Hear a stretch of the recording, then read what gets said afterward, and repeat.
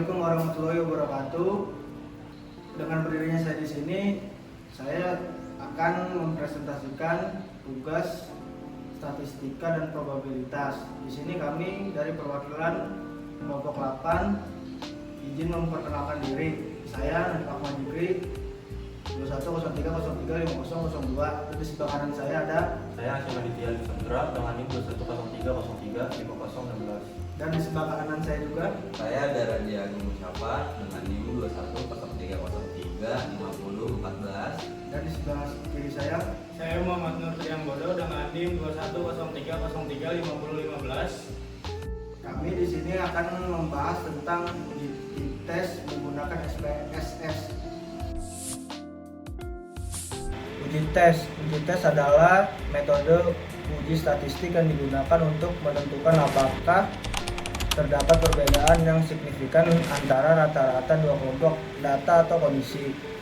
Metode ini digunakan untuk analisis data skala interval atau radio dan berguna dalam berbagai penelitian, termasuk sosial, ekonomi, psikologi, dan sains. Jenis-jenis t-test terbagi menjadi 3 jenis utama tergantung pada jenis data dan kondisi penelitian. Yang pertama adalah independent sample t-test. Independent sample t-test terbagi menjadi 2. Yang pertama membandingkan rata-rata dua kelompok independen atau tidak saling berhubungan. Dan yang kedua contoh membandingkan nilai rata-rata ujian siswa laki-laki dan perempuan. Asumsi utama adalah data berasal dari distribusi normal, varian dari dua kelompok adalah homogen. Dan yang kedua jenis-jenis t-test itu adalah paired sample t-test, membandingkan rata-rata dua kondisi yang berhubungan dalam satu kelompok. Contohnya nilai ujian sebelum dan sesudah pelatihan pada kelompok yang sama. Asumsi utamanya adalah data berpasangan dan saling terkait. Data berasal dari distribusi normal. Dan yang terakhir adalah one sample t-test, membandingkan rata-rata suatu kelompok dengan nilai rata-rata tertentu atau yang bisa disebut nilai populasi. Contohnya membandingkan nilai rata-rata ujian siswa dengan nilai rata-rata nasional. Saya akan melanjutkan dari teman saya sebelumnya. Tujuan t-test menguji hipotesis nol atau null hipotesis, yaitu bahwa tidak ada perbedaan signifikan antara dua rata-rata. Memberikan informasi statistik yang membantu membuat keputusan dalam penelitian. Asumsi dasar untuk t-test. Agar t-test memberikan hasil yang valid, beberapa asumsi berikut harus dipenuhi. Data distribusi normal, data berskala interval atau rasio. Jika menggunakan independent sample t-test, asumsi homogenitas varian harus terpenuhi.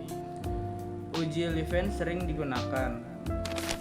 Interpretasi hasil t-test, nilai p-value sigma pada output SPSS. Jika p-value lebih kecil daripada 0,05, terdapat perbedaan signifikan antara rata-rata kelompok. Jika p-value lebih besar daripada 0,05, tidak terdapat perbedaan signifikan antara rata-rata kelompok. Mungkin sekian dari saya, selanjutnya akan dilanjutkan oleh teman saya. Baik, saya akan melanjutkan presentasi apa yang sudah dijabarkan oleh rekan saya. Syarat umum untuk t-test, data berdistribusi normal. Data dalam sampel harus berdistribusi normal. Normalitas dapat diuji menggunakan uji normalitas seperti Kolmogorov-Smirnov atau Shafarov-Wilk. Yang kedua, data berskala interval atau rasio. Variabel yang diuji harus diukur dalam skala interval atau rasio yang memiliki jarak yang sama antara nilai-nilai lainnya. Yang ketiga, random sampling. Sampel harus diambil secara acak agar hasil dapat digeneralisasikan ke populasi. Syarat tambahan berdasarkan jenis t-test. Yang pertama ada independent sample t-test. Kelompok harus independen dan dua kelompok yang dibandingkan tidak boleh saling terkait atau berhubungan. Contohnya, membandingkan rata-rata nilai siswa laki-laki atau perempuan. Yang kedua, homogenitas varian. Varian kedua kelompok harus sama atau homogen. Homogenitas diuji dengan Levene test. Jika nilai p-value pada uji Levene lebih besar 0,05, maka asumsi homogenitas terpenuhi. Yang ketiga, paired sample t-test. Data berpasangan, data harus berasal dari pasangan yang sama, seperti sebelum dan sesudah perlakuan pada kelompok yang sama. Contohnya, nilai ujian siswa sebelum dan setelah pelatihan. Yang keempat, one sample t-test. Populasi acuan diketahui harus ada nilai rata-rata populasi atau nilai standar untuk dibandingkan. Jika syarat tidak terpenuhi, jika data tidak berdistribusi normal, Anda dapat menggunakan uji non-paramatik seperti man with new u-test untuk independent sample t-test. Yang kedua ada Wilcoxon sign rank t-test untuk paired sample t-test. Jika homogenitas varian tidak terpenuhi, gunakan t-test dengan equal variance not assumed. Ya, mungkin adanya saya di sini akan menjelaskan tentang menu toolbar yang ada di aplikasi SPSS. Yang pertama ada file. File itu terbagi menjadi dua. Yang pertama membuka, menyimpan atau mengimpor data, dan yang kedua mendukung berbagai format data seperti Excel, CSV, dan SQL database. Dan yang kedua ada edit. Edit itu untuk mengubah preferensi melakukan pencarian data atau mengatur opsi tampil normal data seperti Excel, CSV, dan SQL database. Dan yang ketiga ada view. View itu untuk mengatur tampilan data seperti memperlihatkan atau menyembunyikan label variabel, nilai, atau jenis data. Dan yang keempat ada data. Data terbagi berbagai macam. Yang pertama ada forecast, yaitu mengurutkan data. Yang kedua adalah split file, yaitu membagi data berdasarkan kelompok tertentu. Yang ketiga ada select case, memilih data untuk dianalisis berdasarkan kondisi tertentu. Dan yang terakhir adalah merge files, menggabungkan beberapa file data. Dan yang kelima ada transform. Transform itu adalah digunakan untuk mengubah data, yaitu menjadi dua. Yang pertama ada compute variable, membuat variabel baru berdasarkan perhitungan. Dan yang kedua adalah record into same atau difference variable, adalah mengubah nilai data, misalnya mengelompokkan data usia ke dalam kategori. Dan yang keenam ada analis. Analis itu adalah menu utama untuk melakukan analisis statistik. Beberapa tools di dalamnya adalah deskriptif, statis, menghitung mean, median, mode, standar, deviasi, dan sebagai berikut. Yang kedua ada compare match. Compare match itu adalah membandingkan rata-rata antara kelompok, uji t-test, dan ANOVA. Dan yang ketiga adalah regression, melakukan analisis regresi atau linear logistik dan lain-lain. Dan yang keempat ada non-parametric test, analisis data tanpa asumsi distribusi normal seperti uji Friedman atau uji Wilcoxon. Dan yang kelima ada faktor analisis, menganalisis hubungan antara variabel untuk mencari faktor tersembunyi. Dan yang terakhir adalah reliability analysis, mengukur reliabilitas data, misalnya Cronbach's alpha. Dan yang ketujuh ada graphs. Graphs itu adalah membuat visualisasi data seperti histogram, scatter plot, box plot, atau diagram batang. Yang kedua adalah card builder, memungkinkan pengguna membuat grafik kostum sesuai kebutuhan. Dan yang ke-8 adalah utility. Utility adalah mengelola metadata seperti deskripsi variabel, tipe data, dan atribut lainnya. Dan yang ke-9 ada extension.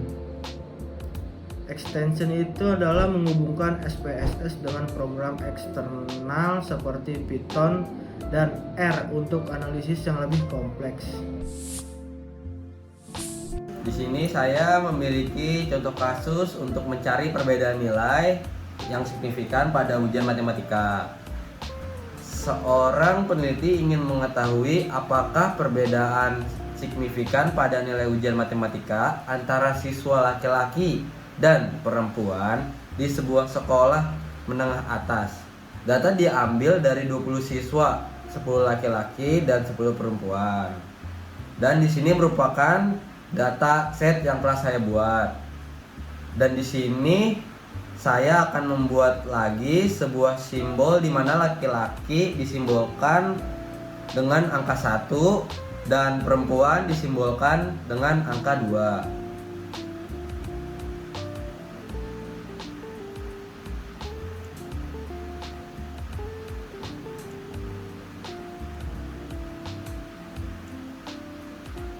Selanjutnya saya akan memasukkan data di SPSS-nya.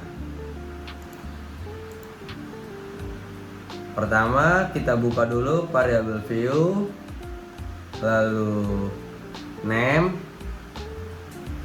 ketik gender,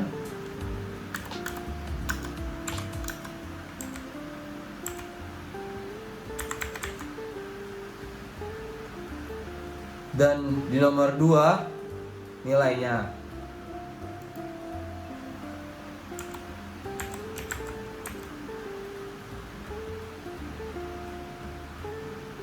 Selanjutnya di kolom tab pilih yang memanik nomor 1 dan di nomor 2 pun sama. Lalu di kolom width kita tulis 8, lalu kita tulis 0 dan 2. Lalu di kolom label kita tulis jenis kelamin dan juga hasil nilai.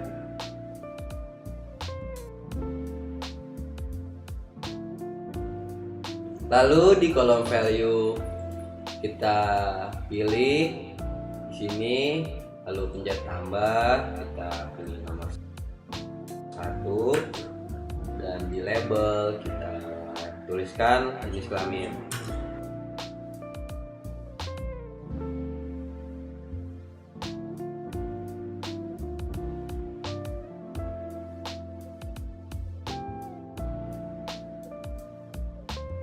Lalu di kolom missing kita biarkan saja noun. Lalu di kolom bus tuliskan 8.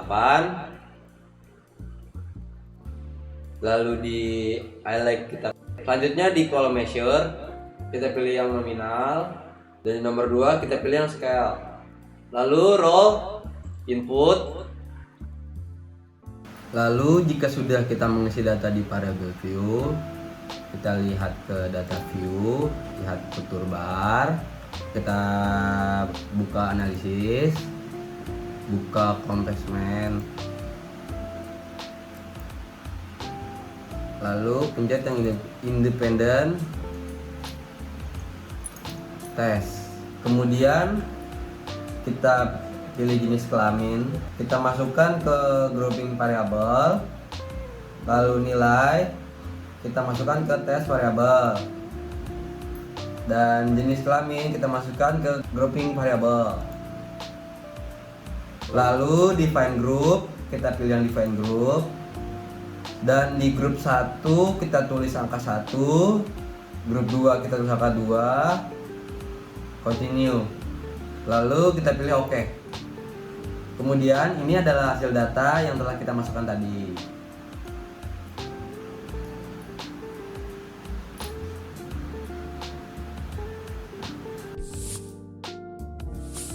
Cukup sekian presentasi dari kelompok kami yang berjudul uji T-Test menggunakan SPSS.